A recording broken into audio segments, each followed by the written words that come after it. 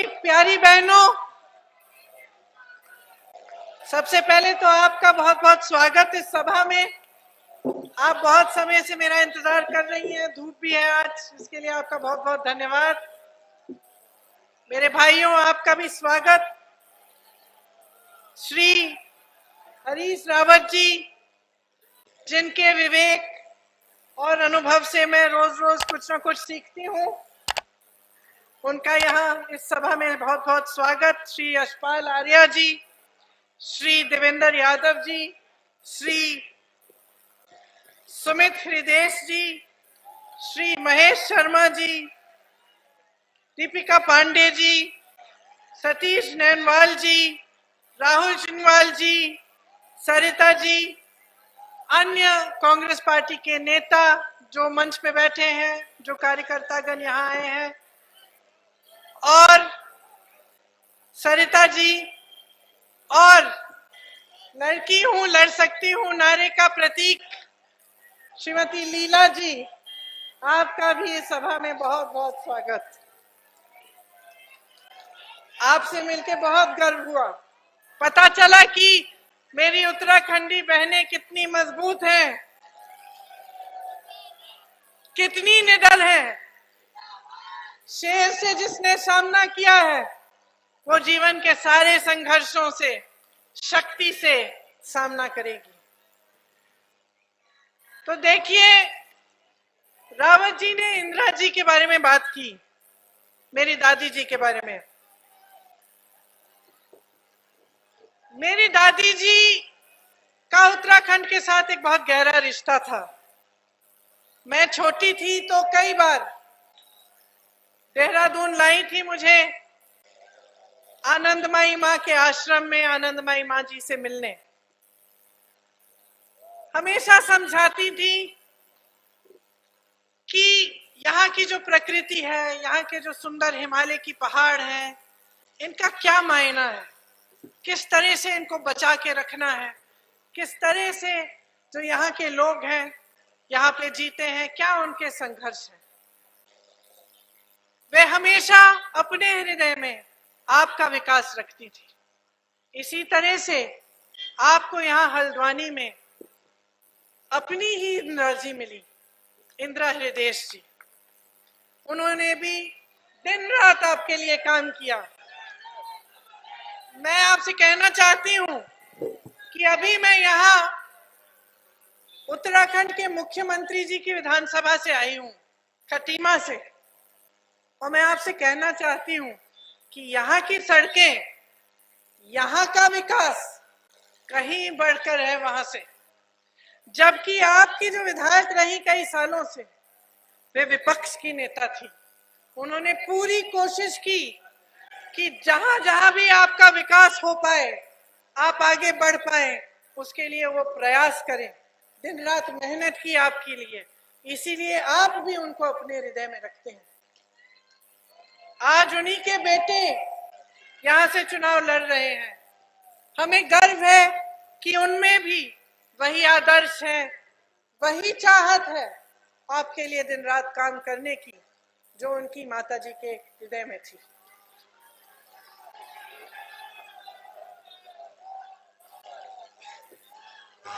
अब देखिए, मैं यहाँ आपके सामने इसलिए आई हूँ कि चुनाव के बारे में कुछ बातें मैं आपसे करूं। चुनाव आ गया है। आपने देखा है कि बहुत सारे ऐसे मंच लगे हैं, बहुत सारी मीटिंग होती हैं, बहुत सारे बड़े बड़े नेता आते हैं, यहाँ बड़ी बड़ी घोषणाएं करते हैं, बड़ी बड़ी बातें करते हैं। लेकिन आपकी एक असलियत है, उस असलियत को कोई नेता नहीं जानता। उस असलियत को आप सबसे अच्छी तरह जानते हैं। उस असलियत का एहसास आपको है।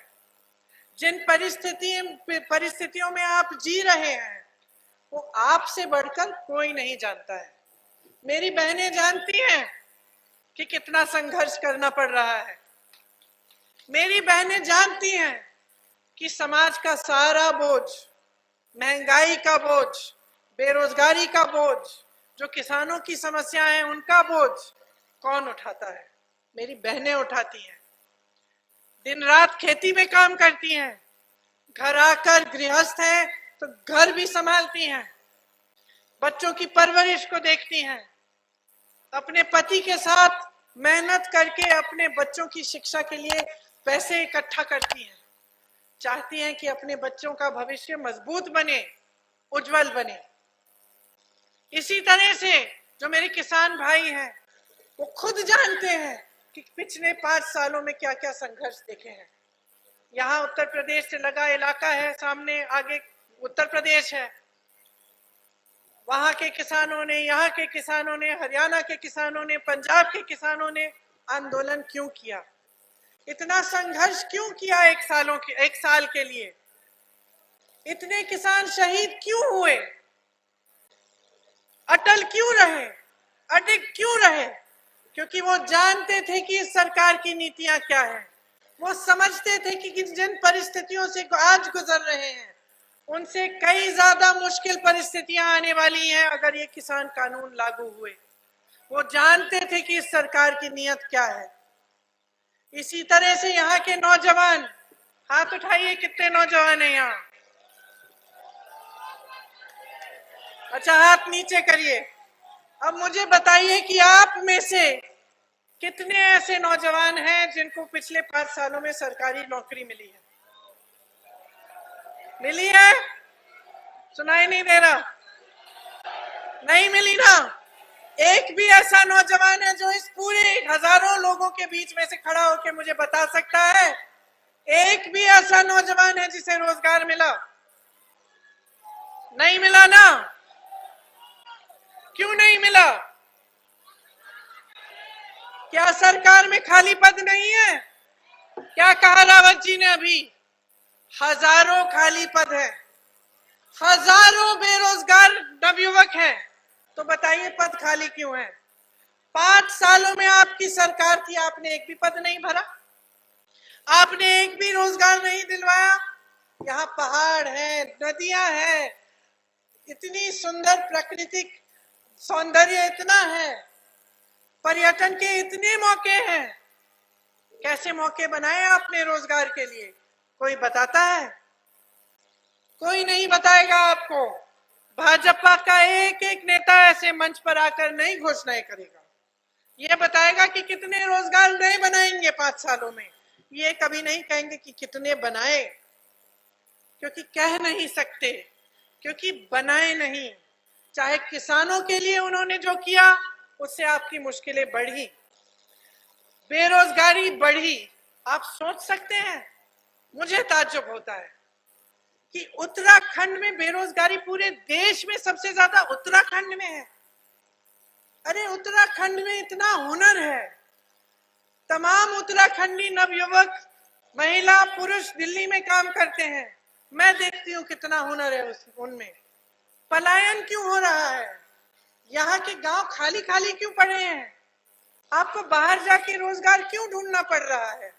क्योंकि आपकी सरकार आपको रोजगार का मौका यहाँ अपने प्रदेश में नहीं देती।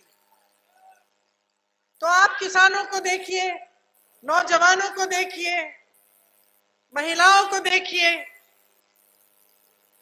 सब की संकटें बढ़ रही हैं। 5 सालों में किसी का संघर्ष कम नहीं हुआ। महंगाई की बात करते हैं, आपको कैसे कैसे घोषणाएं की थी चुनाव से पहले कि कैसे महंगाई नीचे आएगी, कम होगी। आज क्या परिस्थिति है आप बताइए? आपको एक गैस सिलेंडर के लिए कितना देना पड़ता है? यहाँ तो फिर भी 1000 रुपए में आपको मिल जाएगा। पहाड़ों में जाके देखिए, जब तक ट्रांसपोर्ट होता है तो 2000 रुपए में नहीं मिल रहा है। पेट्रोल डीजल के दाम, हर चीज के दाम बढ़ गए हैं, सिर्फ गेहूं और गन्ना और धान का दाम नहीं बढ़ा। वो दाम आपको नहीं मिलेगा। तो सरकार कर क्या रही है? यहाँ प्रदेश की सरकार, केंद्र की सरकार, दोनों सरकारें हैं। डबल इंजन बताया था आपको, डबल इंजन की सरकार है, बड़ी तेजी से, बहुत रफ्तार से विकास आएगा। क्या आया? क्या आया? कुछ नहीं आया। जबकि सब कुछ आ सकता था। तो गड़बड़ है ना कुछ? क्या गड़बड़ है? गड़बड़ ये है कि सरकार की नीयत खोटी है। सरकार की नीतियां इस प्रदेश के वासियों के लिए नहीं बन रही हैं। अगर सरकार की नीतियां आपके लिए बनती तो इतने मौके बनते पर्यटन के लिए, आपके व्यापार के लिए इतने मौके बनते, इतने रोजगार बनते, खाली पद भरे जाते। लेकिन नियत ही नहीं थी ना। नियत क्या थी और क्या है? नियत यही है कि जो बड़े बड़े उद्योगपति हैं, चाहे वो प्रधानमंत्री जी के मित्र हो, चाहे मुख्यमंत्री जी के मित्र हो, बड़े बड़े उद्योगपतियों के लिए, अमीरों के लिए चल रही हैं ये सरकारें। इन सरकारों में गरीबों की कोई सुनवाई नहीं है, किसानों की कोई सुनवाई नहीं है। इसीलिए महंगाई बढ़ती चली जा रही है, इसीलिए आप रोजी रोटी कमा नहीं पा रहे हैं। लेकिन उनके उद्योगपति मित्र हर रोज हजारों करोड़ रुपए कमा रहे हैं। किसान कानून क्या थे आखिर? किसान कानून यही थे कि मेहनत करेगा किसान, खून बहाएगा किसान, पसीना बहाएगा किसान, फायदा होगा उद्योगपतियों का, किसान का फायदा नहीं होगा। तो ये सरकार ऐसी है जिनकी नीयत खोटी है। अगर इनकी नीयत साफ होती तो चुनाव के समय आपको बताते कि हमने ऐसे ऐसे काम किया आपके लिए, हम ऐसा ऐसा करना चाहते हैं। ये नहीं होता कि चुनाव के समय फिजूल के मुद्दे उठाते जिससे आपके जज्बात उगलते, जिसका इस्तेमाल वो करते हैं। जब आपके सामने आके सांप्रदायिक बातें करते हैं, जातिवाद की बातें करते हैं, तो समझ लीजिए आप में बहुत विवेक है, हमसे ज्यादा विवेक आप में है। समझ लीजिए क्या हो रहा है। आंख बंद करके वोट मत दीजिए। समझ लीजिए कि जो नेता ऐसा कर रहा है, जो राजनीतिक दल ऐसा कर रही है, वो सिर्फ और सिर्फ अपने विकास के बारे में सोच रही है। वो नेता ये सोच रहा है कि मैं सत्ता में कैसे रहूंगा, मैं लोगों के जज्बातों का इस्तेमाल करूंगा और मैं सत्ता में रहूंगा। यही हो रहा है आपके साथ। अब जागरूक होने का समय आ गया है। ये समय आ गया है कि आप समझें कि आपको अभी एक ऐसी सरकार की जरूरत है जो आपके लिए काम करे, आपके बच्चों का भविष्य मजबूत बनाए, जो घोषणाएं ऐसी करे जो रख पाए, जिसका अनुभव है, सरकार चलाने का अनुभव है। कैसी सरकार है ये? 5 सालों में 3-3 मुख्यमंत्री, 4-4 मुख्यमंत्री बदलते हैं। कैसी सरकार है? सरकार चलाने का अनुभव ही नहीं है, इसीलिए बार बार बदलाव ला रहे हैं। तो कांग्रेस पार्टी क्या कह रही है? कांग्रेस पार्टी कह रही है हम आपके लिए काम करना चाहते हैं, आपकी सेवा के लिए हम प्रतिबद्ध हैं, हम यहाँ का विकास करना चाहते हैं कि किसानों को गेहूं धान का सही दाम मिलना चाहिए। हम कह रहे हैं कि यहाँ की महिलाओं का विकास होना चाहिए। हमारा जो घोषणा पत्र है इसमें हमने कई चीजें लिखवाई हैं। ये हमने खोखले वादे नहीं लिखे हैं, हमने वही लिखा है जो हम कर सकते हैं। इसमें सबसे पहली बात क्या है कि हम आपकी प्रकृति और आपकी परंपराओं की रक्षा करेंगे। 4 लाख रोजगार दिलवाएंगे। कैसे दिलवाएंगे? जो खाली पद है सबसे पहले उनको भरेंगे, फिर हम एक पर्यटन पुलिस बनाएंगे जो जिसमें खास नए नए रोजगार बनेंगे। फिर हम आपको मदद करेंगे, आपकी सहायता करेंगे कि आप छोटे छोटे यूनिट, छोटे छोटे रोजगार आप शुरू करना चाहते हैं, उसके लिए हम आपको सपोर्ट करेंगे। जिस तरह से सरकार ने छोटे व्यापारियों को, दुकानदारों को इतनी मुश्किल में डाल दिया है, पहले नोटबंदी, फिर जीएसटी, फिर लॉकडाउन, बगैर किसी मदद के, हम जानते हैं, समझते हैं। हम कह रहे हैं कि हम आपकी मदद करेंगे। आपने देखा कि कोरोना में क्या हुआ, झूठ पे झूठ बोला गया, यहां तक कि जो टेस्टिंग है उसके बारे में झूठ बोला गया, आपको स्वास्थ्य सुविधाएं नहीं मिली, कितनी बुरी संकट आई, सरकार ने आपकी मदद नहीं की। इसलिए हम चाहते हैं कि गांव-गांव में स्वास्थ्य की सुविधाएं पहुंचे। इसके लिए हम ड्रोन का इस्तेमाल करेंगे, नई नई तकनीक का इस्तेमाल करेंगे, ताकि गांव-गांव में ही स्वास्थ्य सुविधाएं, दवाइयां, सब कुछ मिले और आपको संघर्ष नहीं करना पड़े कहीं पहुंचने के लिए जब आप बीमार हो। गैस की सिलेंडर की मैंने बात की थी। हम आपको कह रहे हैं, ये प्रतिज्ञा कर रहे हैं कि गैस के सिलेंडर का दाम हम 500 रुपए पर सिलेंडर से ज्यादा अधिक हम होने नहीं देंगे। हम उसको सब्सिडाइज करेंगे, जो जब बढ़ेगा उसको सब्सिडाइज करेंगे। देखिए, पिछले सालों में बहुत संघर्ष करना पड़ा है पब्लिक को, इसीलिए जिन परिवारों को सबसे ज्यादा संकट हुआ, जो सबसे गरीब है, सबसे पिछड़े हैं, उन 5 लाख परिवारों के लिए हमने ये तय किया है कि सालाना 40,000 रुपए उनको सरकार देगी।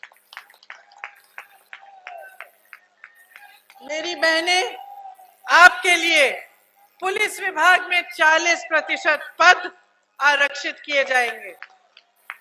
सरकारी बसों में आपकी यात्रा फ्री में होगी। आपके प्रदेश ने हमेशा इस देश के लिए अपनी जान दी। आपके यहाँ के बहुत लोग, बहुत सैनिकों ने हमारी सुरक्षा की, देश की सुरक्षा की, बहुत शहीद भी हुए। पूर्व सैनिकों के लिए, उनके आदर के लिए हम एक पूर्व सैनिक कल्याण बोर्ड का गठन करेंगे। इसके साथ साथ उनके कल्याण के कार्यक्रम, उनके बच्चों की शिक्षा, उनके पेंशन, उनके निकास के लिए योजनाएं बनाई जाएंगी। इस तरह से हम आपके प्रदेश का विकास करना चाहते हैं। हम चाहते हैं कि आपका भविष्य मजबूत बने।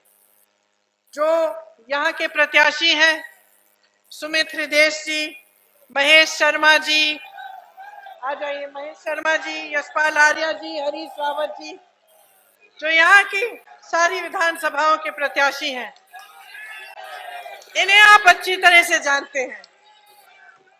ये सब आप ही के लोग हैं और सब आपके लिए संघर्ष इन्होंने किया है और करते रहेंगे। इनको एक बार फिर मौका दीजिए, आपके प्रदेश को मजबूत बनाएं, आपके भविष्य को मजबूत बनाएं। जय हिंद, जय उत्तराखंड, जय हिंद, जय उत्तराखंड। धन्यवाद, धन्यवाद।